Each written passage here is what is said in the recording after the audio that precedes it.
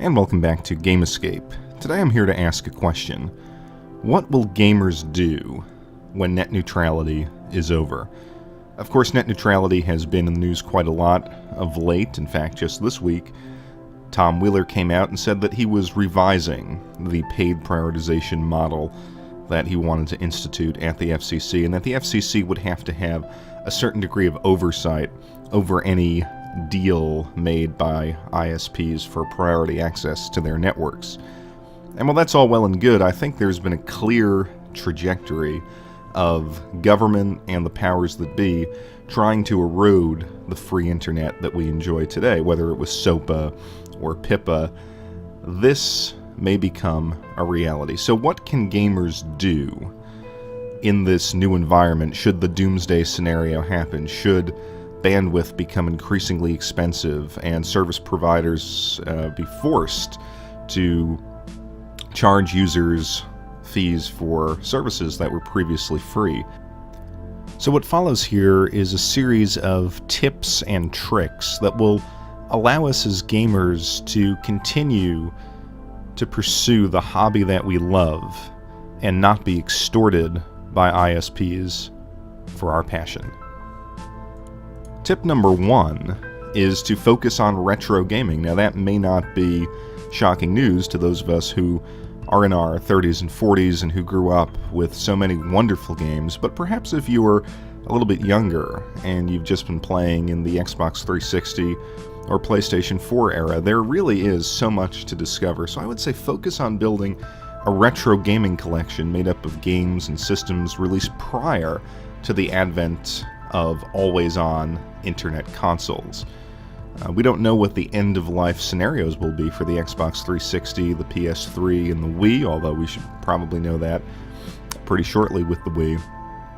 So invest heavily in platforms that will give you longevity. And I think the PS2 era and earlier is ideal for this. You know that your gaming experience will be very consistent on consoles without an always-on internet connection. Tip number two, buy duplicates of systems to ensure uninterrupted gameplay. If you're going to invest in retro gaming, then you should probably have 2 or 3 of a given system if you plan on playing it for long stretches of time. This is particularly true for disc-based 32-bit systems like the PS1 and the Sega Saturn. While they've been durable platforms up to this point, it is unclear how much longer they can last.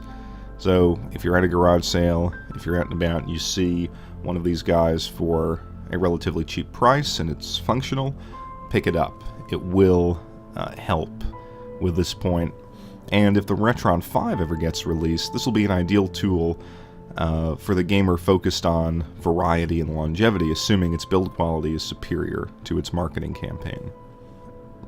Tip number 3, and this is a related point, you want to collect heavily for systems that have solid build quality, that have those track records. So having 2 Nintendo DS's or 3DS's will go a long way to ensuring years upon years of uninterrupted gameplay, given the fact that they have no moving parts and really terrific gaming libraries. Although, of course, the 3DS may be an issue because it is an online console.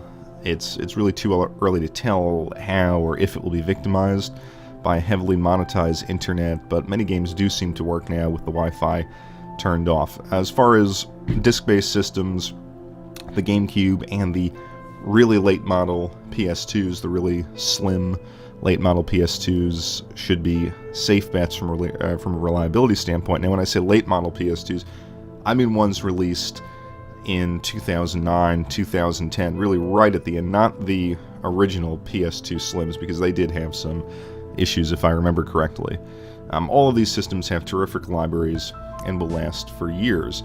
If you really want to go back in time, the Sega Genesis console has actually proven miraculously reliable. In fact, I still have my Sega Genesis that I picked up in 1992, and it works beautifully.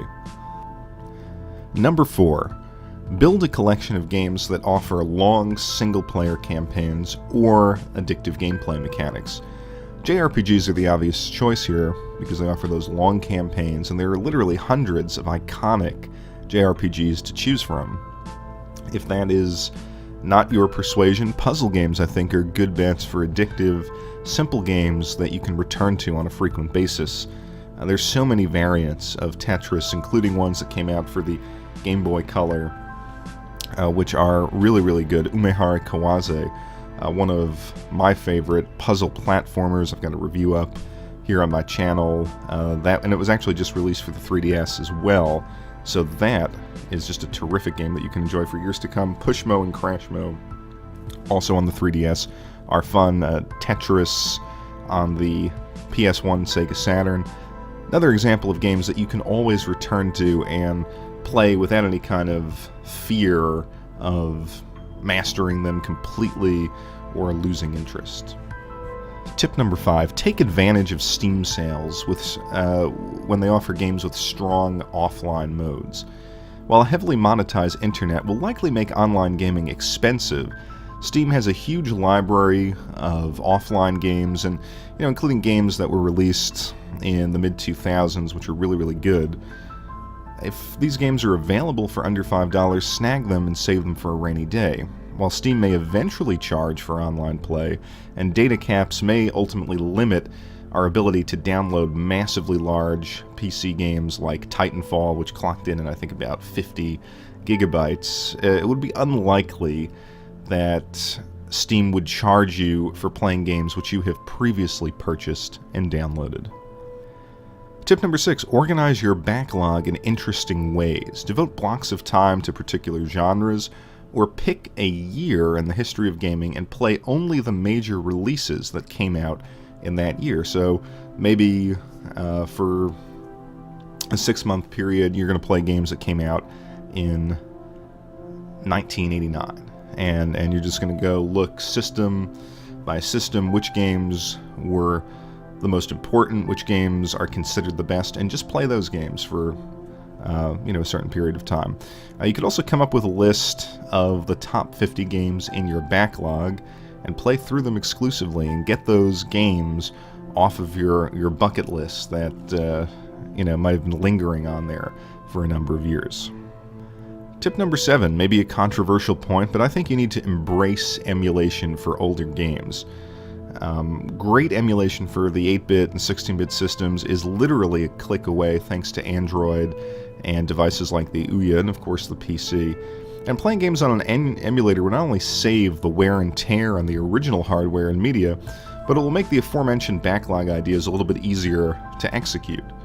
Now, of course, there are ethical concerns with emulation. What I'm saying here is if you have a big 8-bit, 16-bit backlog, download the ROMs for that, because I think you're still technically on the right side of the law there, and save the wear and tear on those systems and play those games in untraditional settings. On the bus, on vacation. You don't need to be in front of the old CRT then to pursue these backlog ideas.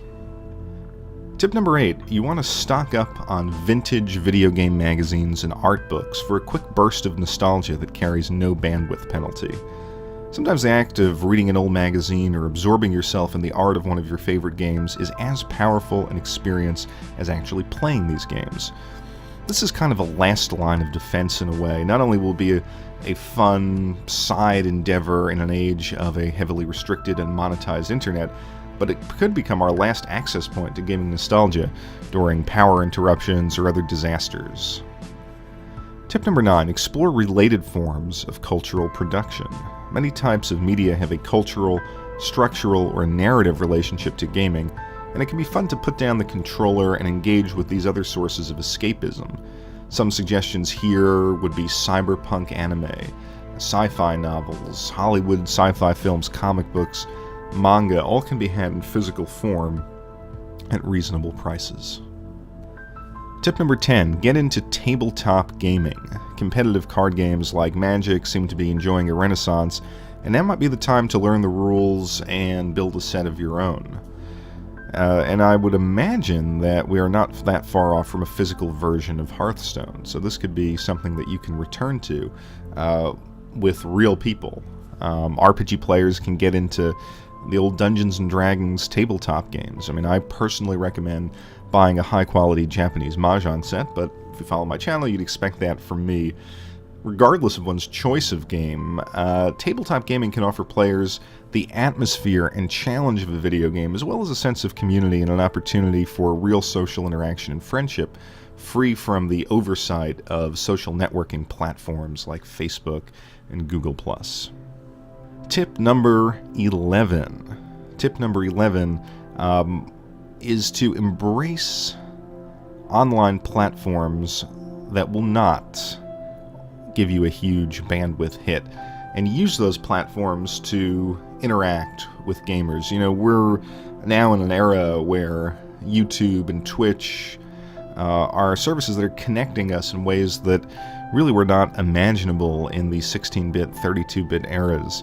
And unfortunately, services like that will, I think, be, or at least become, highly affected by a prioritized pay-to-play kind of internet. We may have to pay for our YouTube subscriptions. We may have to pay a monthly fee just to have access to Twitch.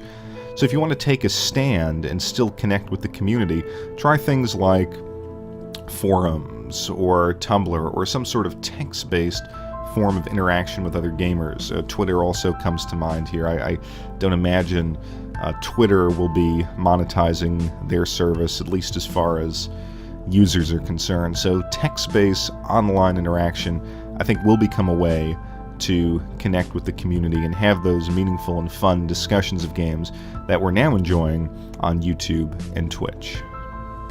And tip number 12 is write your congressman now. Take action now so that the previous 11 tips will not be necessary. It's easy to sit at home and kind of forget about the world, but you know, this is an issue that goes well beyond gaming and is, I think, really a fundamental attack on our freedoms and really our right to communicate freely and have equal access to ideas, regardless of whether those ideas or the content is coming from a huge multinational corporation that can pay for the bandwidth, or is coming from a startup company, or just a person at home who may have their own site or a blog or something like that. So let's get out in front of this issue, put pressure on the US government, the FCC, put pressure on your ISPs if you have Comcast who are just salivating at the prospect of paid prioritization. Get out there, write letters, write your congressman, and force them to take a stand on this issue and force them to recognize your voice and your opinion. And I'll put a link below that will tell you how to do that. So I thank you guys, as always, for watching Game Escape, and I'll be back shortly with another video.